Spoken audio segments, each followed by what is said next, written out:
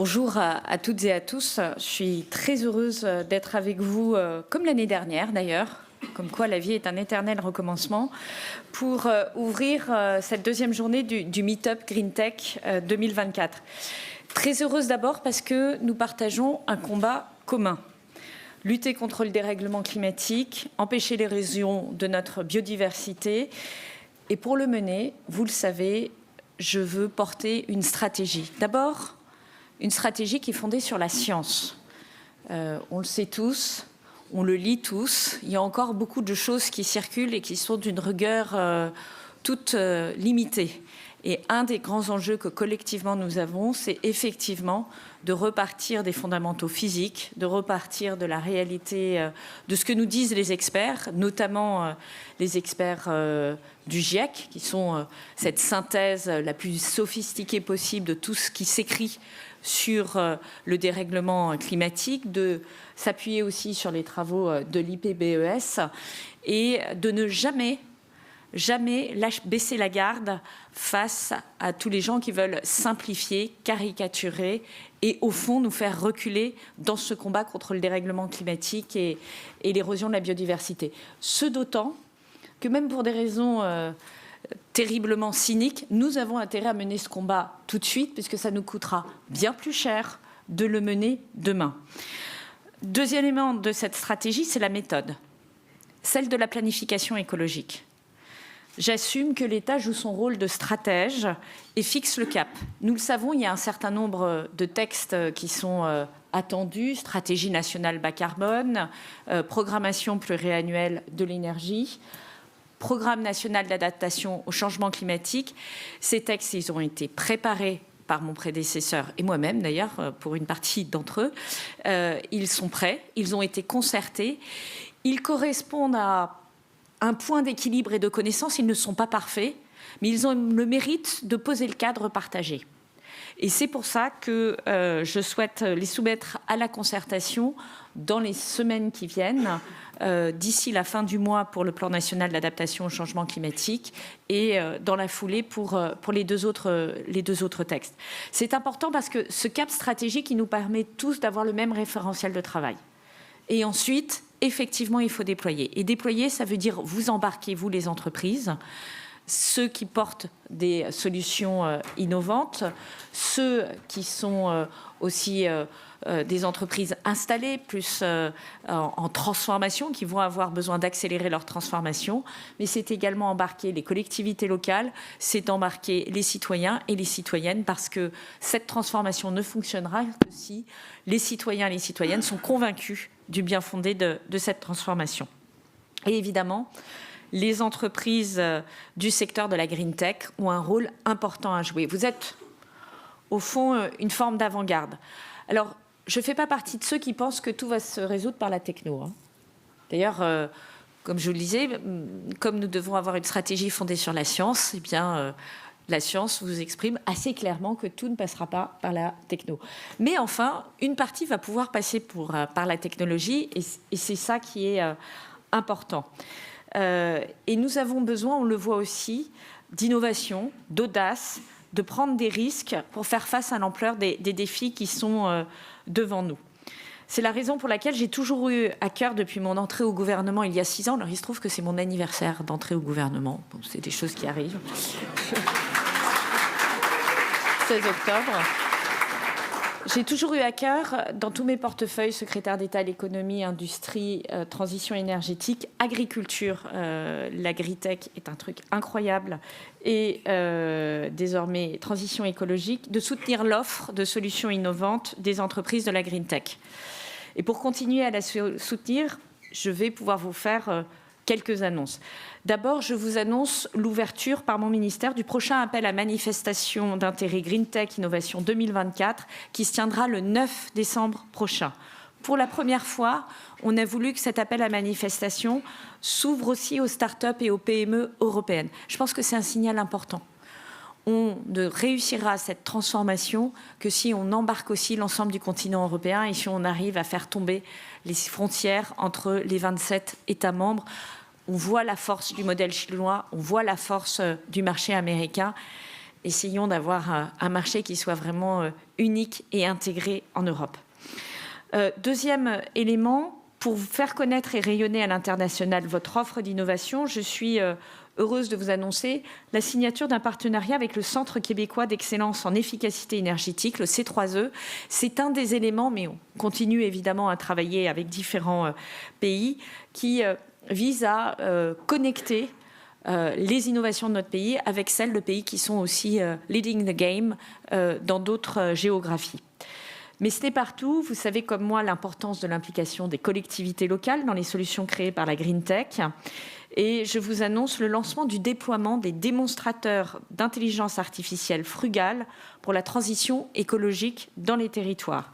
C'est un appel à projet qui est piloté par l'Ecolab du ministère. Je remercie les équipes qui sont présentes pour tout le travail qui a été fait ces 2 dernières années en particulier. Et l'objectif, c'est avec la Banque des territoires de soutenir des démonstrateurs avec 40 millions d'euros, dont 20 millions de France 2030, pour mettre l'intelligence artificielle au service de la transition écologique. Et vous l'avez entendu, l'intelligence artificielle frugale, on évite d'avoir deux fils qui se touchent, c'est-à-dire d'augmenter la pression sur l'environnement d'un côté pour la réduire de l'autre. Je me réjouis également avec Ecolab du CGDD que mon ministère déploie sur le territoire les Living Lab Green Tech. C'est des espaces de résidence pour les entreprises innovantes et durables qui souhaitent candidater sur les marchés publics. Alors, certains d'entre vous ont certainement essayé de candidater sur des marchés publics, certains ont peut-être même obtenu des marchés publics, mais on sait tous que c'est un chemin compliqué, complexe et souvent avec des règles du jeu qui sont inadaptées à des structures légères, à des chevaux légers. Donc l'enjeu, c'est là également de vous accompagner. On avait fait, d'ailleurs, j'en avais été un des artisans, les marchés publics avec l'innovation, moins de 100 000 euros et cette capacité à faciliter, ça ne veut pas dire qu'on n'est pas en concurrence, mais on facilite et on allège la partie procédure. Il faut ici avancer. Nous avons une expérimentation réussie avec les 13 communes du territoire Paris-Est, Marne et Bois. Et je veux vous annoncer l'ouverture d'un prochain Living Lab Green Tech dans la métropole d'Orléans. Il sera inauguré fin novembre. Mais nous ne devons pas seulement soutenir l'offre de solutions innovantes de la Green Tech, il faut aussi et surtout encourager la demande. À commencer par celle qui me concerne au premier chef, la demande publique. J'en ai dit un mot sur le Code des marchés publics.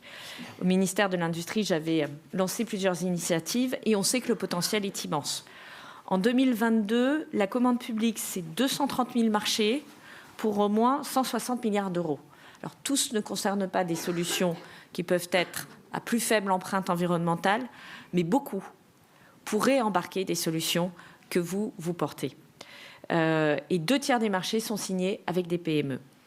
Les entreprises de la Green Tech doivent se saisir de ces milliers d'opportunités. C'est pour l'État un levier de transformation. Je veux saluer d'ailleurs le travail qui a été fait par Stanislas Guérini pour porter une transformation qui soit fondée aussi sur les startups en les intégrant beaucoup plus dans l'action publique. Et notre idée, c'est de s'appuyer sur ces startups pour avoir un levier de changement d'échelle et de développement de votre chiffre d'affaires. Nous devons aussi soutenir la demande privée.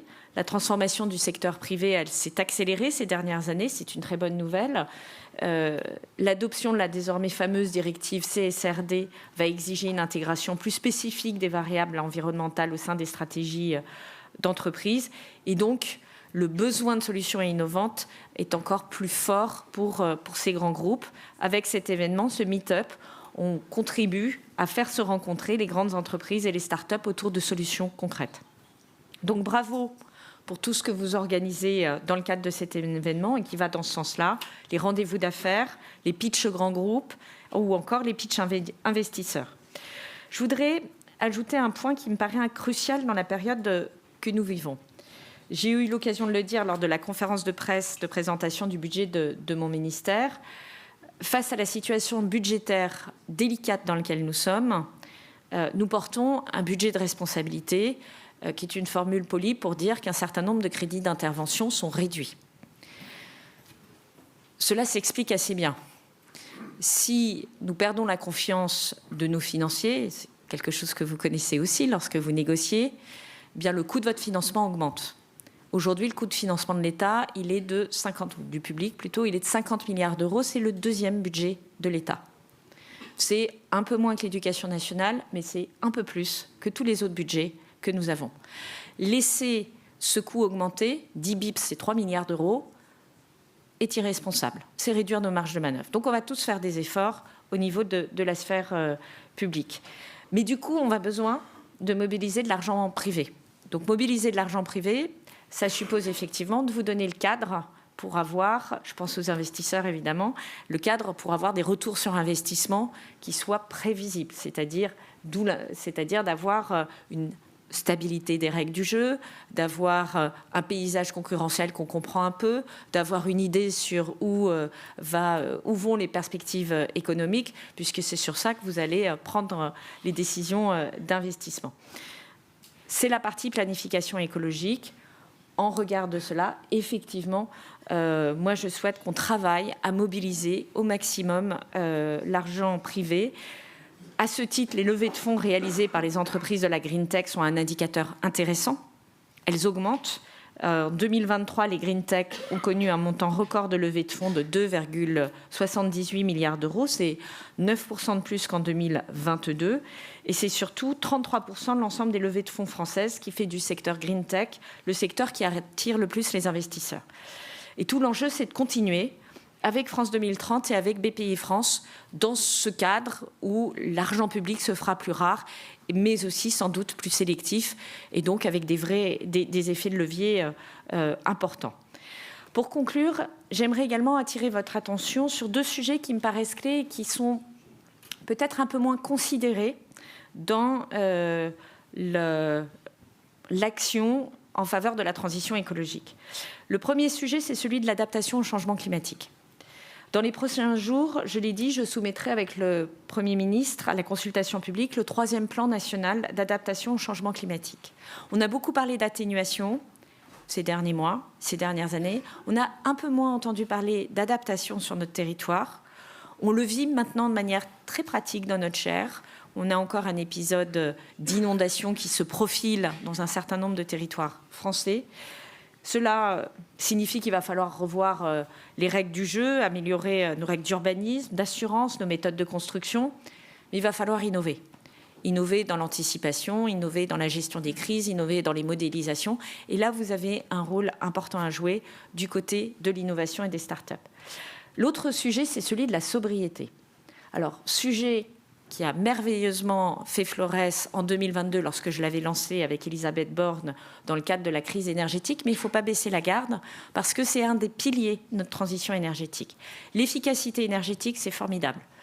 Les énergies renouvelables, le nucléaire, c'est formidable. Mais la sobriété est une brique indispensable pour pouvoir atteindre la neutralité carbone. Elle a surtout un avantage indéniable, elle est sans regret. On ne se plante pas dans les investissements dans la sobriété, puisque ce sont des changements d'usage qui consomment moins de ressources. Et la sobriété est un vecteur qui traverse tous les secteurs et tous les usages. Sobriété foncière, sobriété dans l'usage des ressources en eau, des matières premières. Et là aussi, l'innovation peut être un atout dans une meilleure connaissance de ce que nous usions et dans l'accompagnement pour effectivement faire au fond ce qu'on fait en industrie, hein. Le lean management, c'est un peu ça quand même. Voilà, donc ce n'est pas la décroissance, c'est tout simplement avoir une vision d'optimisation des ressources et de questionnement de nos usages et de questionnement de nos consommations dans tous les compartiments du jeu. Donc encore bravo à toutes et à tous pour l'organisation de ce très bel événement. Ma porte vous sera évidemment ouverte dans les semaines et peut-être les mois qui viennent. Et à très vite, puisque vous l'avez compris, je compte sur vous.